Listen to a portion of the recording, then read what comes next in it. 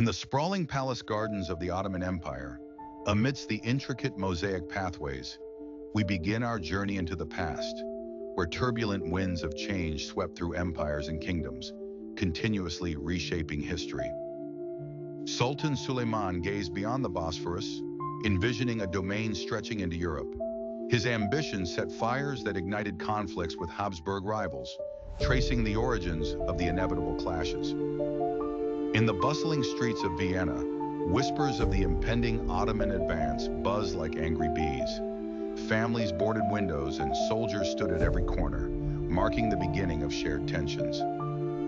The Battle of Mohacs loomed as Habsburg soldiers rallied under the Holy Roman Empire's banner, ready to face the formidable Ottoman forces, two worldviews about to clash on the battlefield. In France, King Francis III harbored his own dreams, seeking power amidst the chaos, setting the scene for the long and arduous Italian wars that would embroil Europe. High atop the Alps, Swiss mercenaries marched for the highest bidder, weaving their own tales into the larger European tapestry of strife. The English Channel saw storms less volatile than King Henry VIII's court, embroiled in ecclesiastical rifts and threats of invasion as England distanced from Habsburg allies. Farther south, the Spanish Armada sailed against the English shore, artillery echoing across the continent, Spain's dominion over the seas challenged and threatened. On the eastern fringes, Jan Sobieski of Poland organized his hussars, becoming a pivotal figure in the defense against expanding Ottoman borders.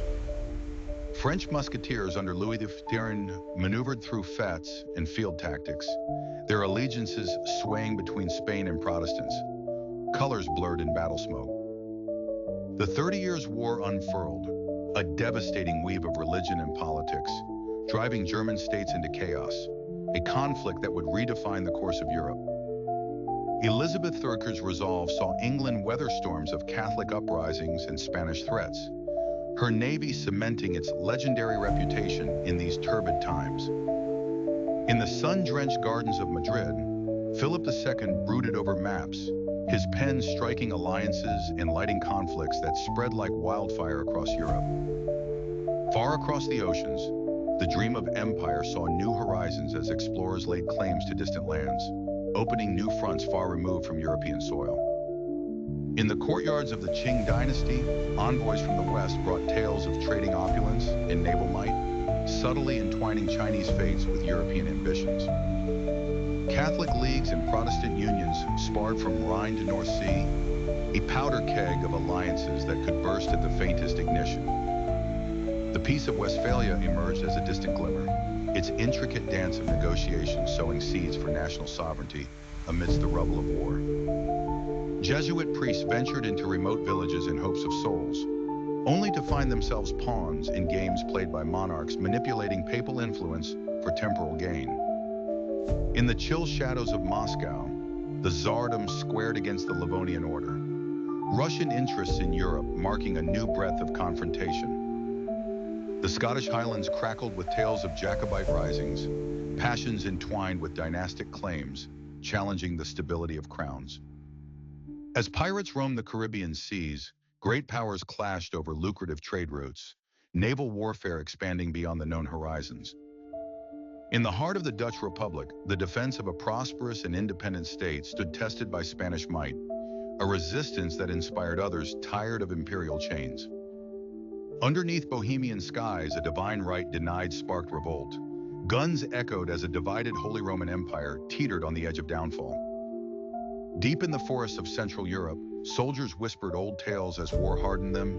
Seasons changed, yet naught quelled the fire of faith and allegiances. The clang of swords echoed within Persian courts as the Safavids held firm against Ottoman pushes, balancing a world of Shia-Sunni tensions alongside European diplomacy. Swedish soldiers, driven by Gustavus Adolphus's vision, became beacons of military innovation, their silhouettes against a landscape of conflict and reform. Across wind-swept Flemish fields, Spanish and Dutch forces danced a prolonged waltz of siege, stalemates, and skirmishes weaving tales of the 80 Years' War. Philip of Spain's portrait by Velázquez masked ambition beneath grace, a scheming interior embodying the empire's struggles against a burgeoning spirit of independence. In Prague, defenestrations heralded a new existential threat.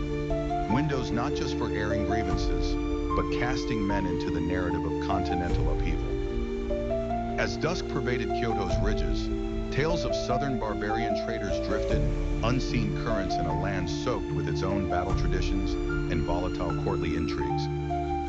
In Istanbul's imperial court, the Ottoman Empire walked a delicate line between gloried ambition and the limits honed by relentless European resistance. The Papal States, a realm of faith and regency, mediated yet fomented battles, spiritual as well as territorial, its cardinals as strategic as any general. If you like it, please like and subscribe to the channel to receive all that is new.